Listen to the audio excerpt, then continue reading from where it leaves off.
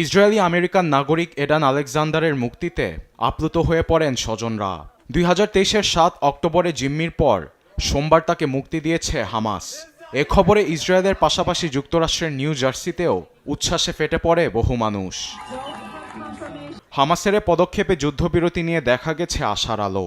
Israeli প্রধানমন্ত্রী Netanyahu বলেছেন, আলোচনার জন্য শিগগিরই প্রতিনিধি পাঠানো হচ্ছে কাতারে।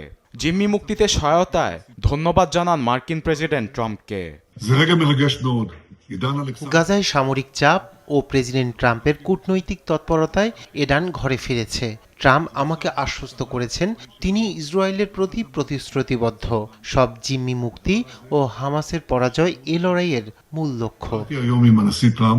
মধ্যপ্রাচ্য সফরের আগ মুহূর্তে হোয়াইট হাউসে তিনি বলেন, জীবিত বা মৃত জিম্মিদের ফেরত দিতে হবে হামাসকে।